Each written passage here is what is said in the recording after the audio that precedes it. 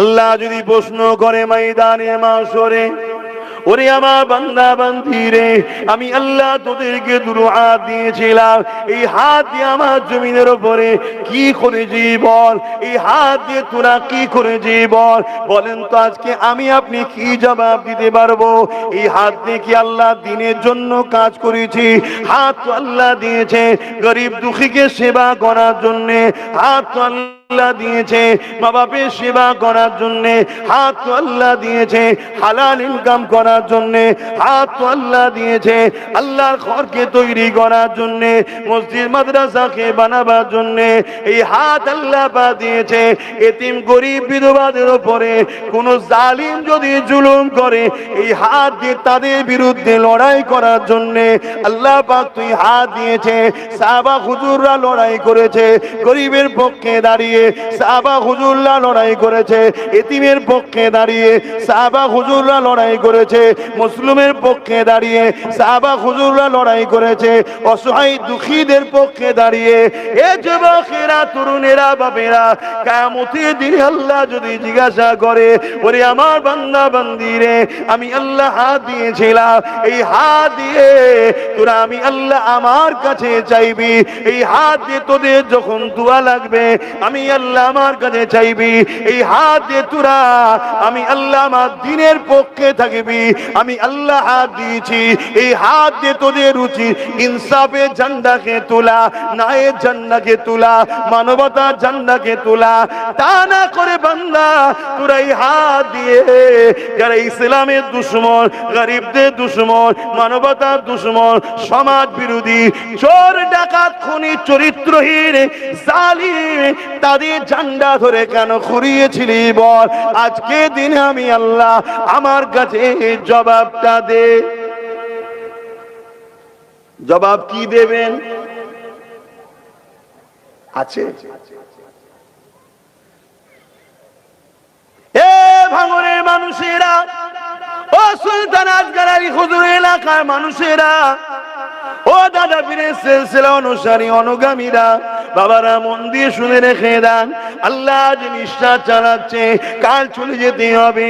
কবরের ওপর জমিনের কথা মনে রাখেন, এই জমিনের ওপরে আমি আপনি অনেক দাম্ভিকতার সঙ্গে ঘুরে বেড়াচ্ছি, এই জমিনের ওপরে আমি আপনি রিকশাওয়ালার ওপরে জুলুম করছি, এই জমিনের ওপরে আমি আপনি ছোট দোকানদারের ওপরে জুলুম করছি, এই জমিনের ওপরে আমি আপনি মিথ্যা মিথ্যা মানুষকে মামলা দিচ্ছি, এই জমিনের ওপরে আমি আপনি এতিম গরিবদের মাল ছেড়ে খাচ্ছি, এই জমিনের ওপরে আমি আপনি লোকের জায়গাকে জোর করে দখল করে নিচ্ছি, এই জমিনের ওপরে আমি আপনি কারো মা তুলে কারো বাপ তুলে গালি গালাজ দিতে লেগেছি।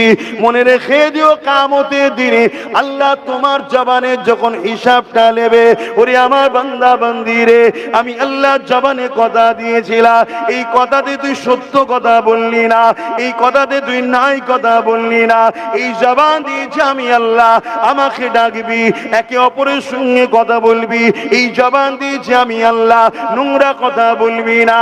ওরে আমার বান্দা বান্দি রে, কিন্তু জমিনের উপরে তোকে আমি তাকত দিয়েছিলাম, তোকে আমি ক্ষমতা দিয়েছিলাম, তুই ক্ষমতা নিয়ে আমার বিরুদ্ধে চারণ করেছিলি। তোরা কি ভুলে গিয়েছিলি ফেরাউনকে আমি মিশরের রাজা বানিয়েছিলাম, ওই মিশরের রাজাকে আবার আমি আল্লাহ কিভাবে ধ্বংস করে দিয়েছিলাম?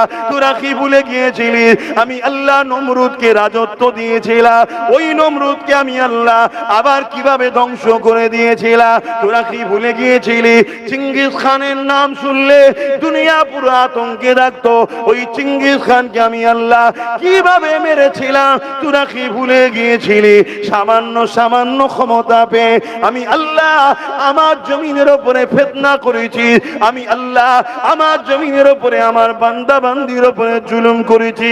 ওরে আমার বান্দা বান্দি রে, আজকে ময়দানে মাশরে এখানে কোনো দাদা দিদির কৃতিত্ব চলবে না, এখানে তুই জবাবটা এবারে দে। শুনছেন আপনারা? ভয় আল্লাহকে করেন, আজ আছেন কাল চলে যেতে হবে, এখনই মারা গেলে কবরে দিয়ে দিবে। ওই কবরটা আল্লাহ নবী জানিয়ে দিলেন কারো কারো জন্য জান্নাতের বাগান হবে, আবার কারো কারো জন্য ওই কবরটা জাহান্নামের একটা গর্ত হবে। শুনছো যুবক, আমার ভাইগুলো শুনছো? এ নওজওয়ানেরা, এর মানে এটা বলছি না যে কারবার বন্ধ করে দাও, দোকানদারি বন্ধ করে দাও, আর এমন করে মসজিদে গিয়ে তাসবিহ নিয়ে বসে যাও, আল্লাহ আল্লাহ আল্লাহ আল্লাহ করো, এটা আমি বলছি না। দুনিয়াদারি করতে হবে, কারবারও করতে হবে, ব্যবসাও করতে হবে। এক কথায় আমার রাসূলুল্লাহ হলেন আমাদের জন্য মডেল। আল্লাহ কোরআনে জানিয়ে দিলে, লাকাদ কানা লাকুম ফি রাসূলিল্লাহি উসওয়াতুন হাসানা। দুনিয়ার অন্য কাউকে মডেল বানালে হবে না, সব থেকে উত্তম মডেল হলো মুহাম্মদ রাসূলুল্লাহ। আমার নবী যা শিখিয়েছে তাই করো। ধর্মনীতিকে যেমন শিখতে হবে, সমাজনীতিকে জানতে হবে। কেন আমার নবী পাক ধর্মনীতি যেমন শিখিয়েছে, সমাজনীতি শিখিয়েছে, রাষ্ট্রনীতি শিখিয়েছে, রাজনীতিও শিখিয়েছে, সম্প্রীতি নীতি শিখিয়েছে, মানব বন্ধন নীতি শিখিয়েছে। এ যুবকেরা, তরুণেরা, বাপেরা, আমার রাসূলুল্লাহ যা শিক্ষা দিয়েছে সবটা তোমাকে আমাকে নিতে হবে। যাই করি না কেন মুহাম্মদ রাসূলুল্লাহকে মডেল বেনে চলতে হবে। কিয়ামতের দিনে কোরআনকে যারা ভালোবাসে তাদের কি লাভ হবে একটু মন দিয়ে শোনেন। এ কোরআনের প্রেমিকরা শুনবে না শুনবে না? হাত তুলে বলো, কারা শুনতে চাও হাত তুলে রাখো, হাত নামিয়ে দাও। মনে রেখে দিও, কিয়ামতের দিনে এত কঠিন দিন হবে যেদিন মাথার এক বেগটা এক হাত উপরে আল্লাহ সূর্যকে নামিয়ে দেবে। ওই দিনেতে কোন রকম ছায়া থাকবে না। খুব ভালো করে শোনো, আরশ আজিমের ছায়া ছাড়া অন্য কোন ছায়া থাকবে না। ওই কিয়ামতের দিন এত কঠিন হবে, বাপ ছেলের হবে না, ছেলে বাপের হবে না, মা মেয়ের হবে না, মেয়ে মায়ের হবে না, স্বামী স্ত্রী হবে না, স্ত্রী স্বামীর হবে না, কেউ কারো হবে না। ওই কিয়ামতের দিনেতে আল্লাহ লাউহে মাহফুজে যে কোরআন রয়েছে, ওই কোরআনকে দীর্ঘ 23 বছর ধরে আমার রাসূলুল্লাহর উপরে আল্লাহ নাজিল করেছে।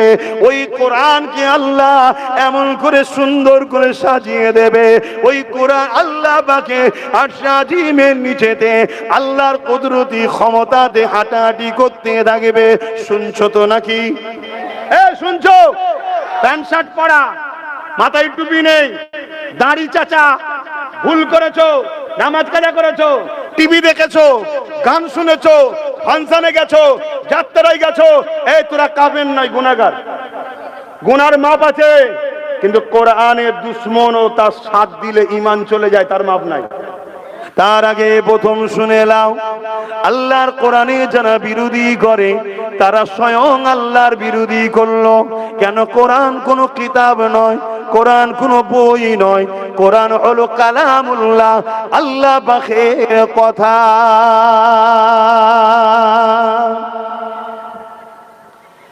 এ নওজওয়ানেরা, এই পৃথিবীতে যত বইয়ের দোকান আছে, যত কিতাব বই আছে, সবগুলোকে যদি পানিতে ফেলে দেওয়া হয় বা বন্দি করে দেওয়া হয়, দিয়ে যদি বলে যে যার একটা কিতাব লিখে দাও, একমাত্র কোরআন শরীফ ছাড়া দ্বিতীয় কোনো কিতাবকে হুবহুব দ্বিতীয়বার আর লেখা সম্ভব হবে না।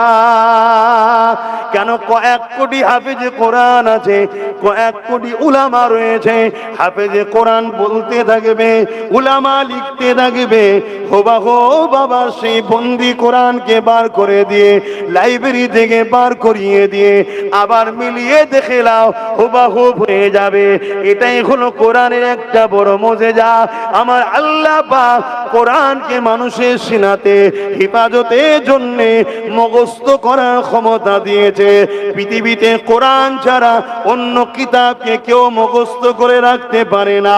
হয় জেরের ভুল হয়ে যাবে, নাই ডাড়ির ভুল হয়ে যাবে, নাই হস্যই ভুল হয়ে যাবে, নাই জবারের ভুল হয়ে যাবে, কোনো না কোনো জায়গায় ভুল হয়ে যাবে। কোরআনের মুজিজা হলো হাফেজে কোরআন যারা রয়েছে একটা জের জোয়ার জবার নুক্তা পর্যন্ত মুখস্থ করে রাখতে পারে। এ যুবকেরা তরুণেরা আজ কোরআনের বিরোধী যারা হবে কিয়ামতের দিনে আল্লাহ তাদের পা দুটোকে উপর দিকে করে দিয়ে মাথাকে জমিনের দিকে দিয়ে ফেরেশতাদের খিসরে খিসরে জাহান্নামের দিকে নিয়ে যাবে। মনে রেখে দিও তাদের চেহারাকে আল্লাহ বিকৃত করে দেবে, জন্তু জানোয়ারের মতো করে দেবে। আল্লাহর কোরআন জানিয়ে দিয়েছে উলাইকা কাল আনআম, মানুষের মধ্যে কিছু মানুষ আছে যারা কিয়ামতের দিনে তাদের খসলতের জন্য তারা চতুষ্পদ জন্তুর ন্যায় হয়ে গেছে। এবং তারপরে আল্লাহ আরেকটু বলছে বালহুম আদাল, তার থেকেও নিকৃষ্ট হয়ে যাবে, অর্থাৎ শূকর খিঞ্জিরের মতো আল্লাহ তাদের সম্বন্ধে জানিয়ে দিয়েছে। এ উম্মতে মুহাম্মাদি, আল্লাহ করে তোমরা এমন করে ইমানদার নবীর বংশেরা, নবীর বংশেরা ওলা জবানার মুজাদ্দিদের সিলসিলার অনুসারী, পাশাপাশি আরো যত হক সিলসিলা আছে সেগুলোর সঙ্গে তোমাদের সম্পর্ক রয়েছে। এই বুঝে বুঝে চলো, কোরআনের দুশ্মনীদের সঙ্গে দল করে ফেলো না, কোরআনের দুশ্মনদেরকে শক্তিশালী করে ফেলো না। যারা কোরআনের দুশ্মন তাদেরকে সহযোগিতা করো না, কেননা তাহলে তাদের দলভুক্ত হয়ে তাদের সঙ্গে জাহান্নামে যেতে হবে। কেন রাসূলুল্লাহ জানিয়ে দিয়েছে দুনিয়ায় যে যার সঙ্গে থাকবে পরকালে তার সঙ্গে জাহান্নামে যাবে, তার সঙ্গে হাসর নাসর হবে।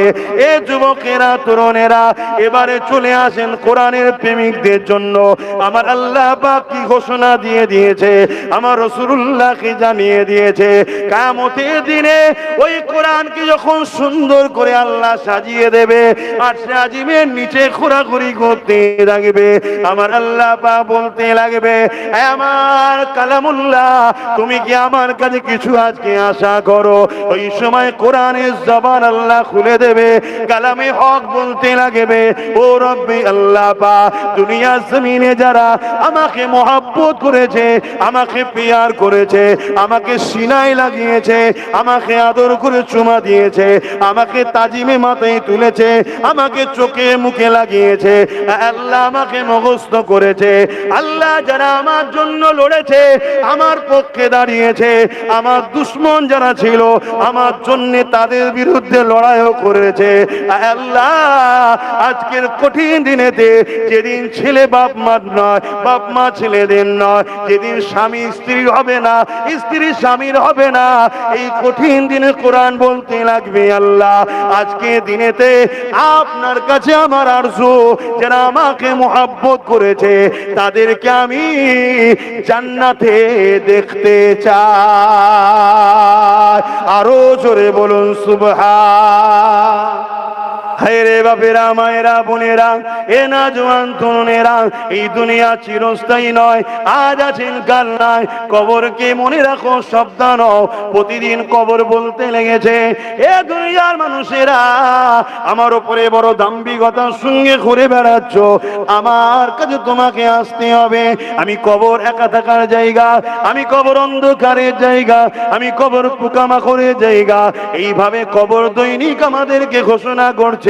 আল্লাহ নবী তাই জানিয়ে দিলে, কোরআনে আল্লাহ বলে দিলে ওয়াল তানজুরু নাফসুম মা কদ্দামাত লিগাদ, প্রতিটা নফসের উচিত পরকাল নিয়ে বেশি বেশি করে চিন্তা করা। আমি তোমাদেরকে কোনো জিনিসে রুখছি না, রোক করো, কিন্তু আখিরাতকে হারিয়ে নয়। এই পরামর্শটা একটা ভাই হিসেবে ভাইকে দিয়াটা কি ভুল করছি? এই পরামর্শটা একটা সন্তান হিসেবে মা বাপকে দিয়া কি ভুল করছি? করো দুনিয়াদারি, কিন্তু আখিরাতকে হারিয়ে নয়, এটা মাথায় রাখ। এ নওজওয়ানেরা, কিয়ামতের দিন এত কঠিন হবে যেদিনে আল্লাহ রাসূলুল্লাহ জানিয়ে দিলে, আল্লাহ নবী জানিয়ে দিলে, এমন বাপ পাওয়া যাবে ছেলেকে জমিনে শুইয়ে দিয়ে তার বুকের উপরে পা দিয়ে দাঁড়িয়ে যাবে। মন দিয়ে শোনেন, মাইকের আওয়াজ বুঝতে পারছেন আপনারা? হাত তুলে বলুন বুঝতে অসুবিধা হচ্ছে না তো? আল্লাহ নবী জানিয়ে দিলেন কিয়ামতের দিনে এমনও স্বামী পাওয়া যাবে নিজের স্ত্রীকে জমিনে শুইয়ে দিয়ে তার বুকের উপরে পা দিয়ে দাঁড়িয়ে যাবে। কিয়ামতের দিনে এমনও মেয়ে পাওয়া যাবে নিজের মাকে জমিনে শুইয়ে দিয়ে তার বুকের উপরে পা দিয়ে দাঁড়িয়ে যাবে। এ যুবক, ভয় করো আল্লাহকে, আল্লাহকে খৌফ করো, ভয় করো। আজ তোমার রক্তের গরম আছে, যা খুশি তাই করে বেড়াচ্ছ। আজ তোমার পাওয়ার আছে, যাকে তাকে খুশি মিথ্যা কেস দিয়ে দিচ্ছ। আজ তোমার টাকা রয়েছে, একে 1 কোটি দিয়ে কিনছো, ওকে 50 লাখ দিয়ে কিনছো, ওকে 10 লাখ দিয়ে কিনছো। মনে রেখে দিও কবরে তোমাকে যেতে হবে। কিন্তু যারা বিক্রি হয়ে যাবে তাদেরকেও বলি সাবধান হয়ে যা, লোভ লালসা করো না গো, কারণ আল্লাহ সব দেখতে পাচ্ছে। আল্লাহ তোমারও বিচারটা নেবে, জালিমেরও নেবে। মনে রেখে দিও ওই কিয়ামতের দিন এত কঠিন হবে যেদিনেতে কেউ কারো হবে না। আল্লাহ নবী জানিয়ে দিলে যার উপরে যা জোর চলবে তাকে জোর করে শুইয়ে দিয়ে তার বুকের উপরে পা দিয়ে দাঁড়িয়ে যাবে। সাহাবা হুজুররা কাঁদতে লাগলে, ইয়া রাসূলুল্লাহ, হাবিবাল্লাহ, এই রকম দেখানো হবে। আল্লাহ নবী জানিয়ে দিলে ওই কিয়ামতের দিনেতে লোহা যেমন আগুনে দিলে লাল হয়ে যায়, জমিনটা পুড়ে পুড়ে লাল হয়ে যাবে। কেন জমিনটা পুড়ে লাল হয়ে যাবে? বর্তমান সূর্য কোটি কোটি মাইল দূরে রয়েছে। এই সূর্যের তাপেতে দিনের বেলা তোমার আমার ঘাম বাইর হয়ে যাচ্ছে, সহ্য করা যাচ্ছে না। সেদিন সূর্য মাথা রাখবে দা ইখতিলাফ উপরে আল্লাহ নামিয়ে দেবে। আমার আম্মা জানেরা, আমার বোনেরা, মন দিয়ে শোনো, সামান্য ভিক্ষা নিতে গিয়ে নিজের বাচ্চার তো ভবিষ্যৎ নষ্ট হয়ে গেছে, আর দিনের দুশ্মনীটা যেন না হয়ে যায়। তাই মনে রেখে দেবে ওই দিন সূর্যের 12 গুণ তাপ বেরিয়ে দেবে। ওই তাপেতে জমিনটা পুড়ে পুড়ে লাল হয়ে যাবে। ওই জমিনে মানুষ দাঁড়াতে পারবে না।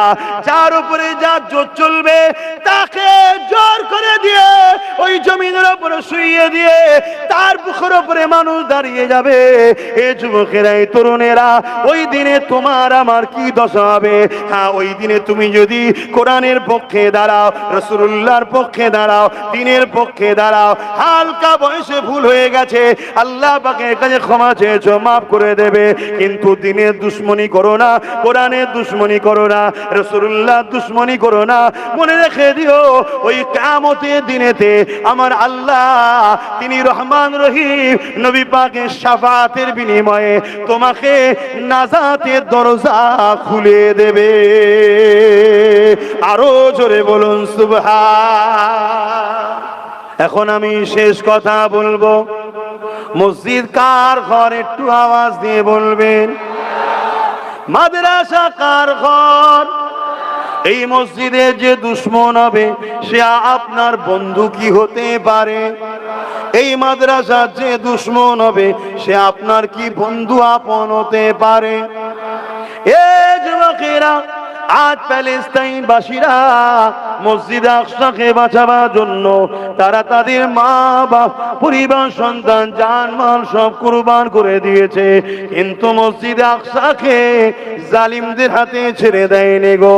এ যুবকেরা, তরুণেরা, বারবার ইতিহাস বলেছে আমাদের মসজিদ আকসাকে জালিমরা দখল করতে চেয়েছে।